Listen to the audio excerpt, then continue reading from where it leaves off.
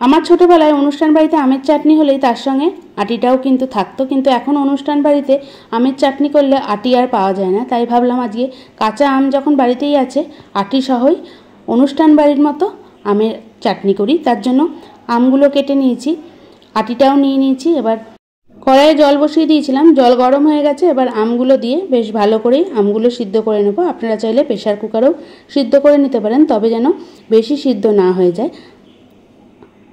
আস্তে আস্তে ফুটতে শুরু করে দিয়েছে। এবার আমি জল ঝরিয়ে নিচ্ছি, আমগুলো জল থেকে তুলে ঠান্ডা করে নেব। আমার মতো কে কে আটি খেতে পছন্দ করেন, আর এই ছোটোবেলায় এই আমের আটি খাওয়াটা খুবই মিস করি, তাও আবার চাটনির মধ্যে। এবার ঠান্ডা করে নিয়েছি। এবার খুব ভালো করে এইভাবে একটু চেপে চেপে গলিয়ে নিচ্ছি। ভালো করে গলানো হয়ে গেলে এর মধ্যে দিয়ে দেব পরিমাণ অনুযায়ী চিনি। যে যেমন চাটনিতে মিষ্টি খেতে পছন্দ করেন সেই অনুযায়ী চিনিটা দেবেন। বেশ খানিকটা চিনি দিয়ে দিলাম। চিনি দিয়ে খুব ভালো করে মিশিয়ে নিচ্ছি। আর এর মধ্যে দিয়ে দেব সামান্য পরিমাণ লবণ। চিনিটা এবার গলতে দেবো, যতক্ষণ না না গলছে এইভাবেই রেখে দেব। সামান্য পরিমাণ লবণও দিয়ে দিয়েছি।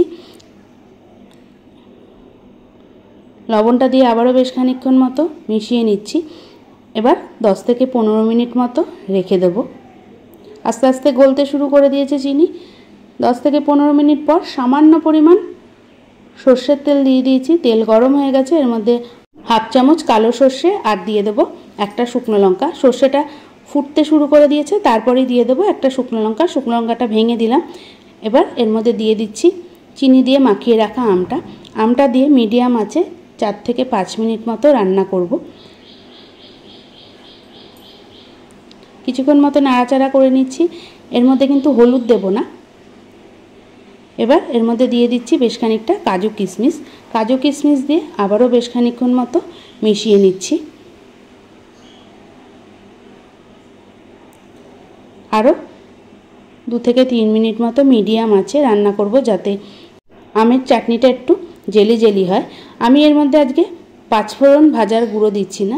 আপনারা চাইলে 5 ফোড়ন আর শুকনো লঙ্কা হালকা করে ভেজে গুঁড়ো করে চাটনি করার পর ওপর থেকে ছড়িয়ে দিতে পারেন। আস্তে আস্তে ফুটতে শুরু করে দিয়েছে। আরও কিছুক্ষণ মতো ফুটিয়ে নেব। আর যেহেতু পুরোপুরি আমগুলো গলিয়ে দিইনি, তাই দেখতে খুবই সুন্দর লাগছে। এবার আমি গ্যাস বন্ধ করে দিলাম। তাহলে তৈরি হয়ে গেল ছোটোবেলার অনুষ্ঠান বাড়ির আমের আটি দিয়ে আমের চাটনি। আশা করছি রেসিপিটা ভালো লাগলো। দেখা হবে অন্য কোনো নতুন রান্না নিয়ে। ততক্ষণ ভালো থাকুন, সুস্থ থাকুন, দেখতে থাকুন আরও নতুন নতুন অনেক রান্না। আর অবশ্যই জানাবেন আপনারাও কি আমার মতো আটি খেতে ভালোবাসেন।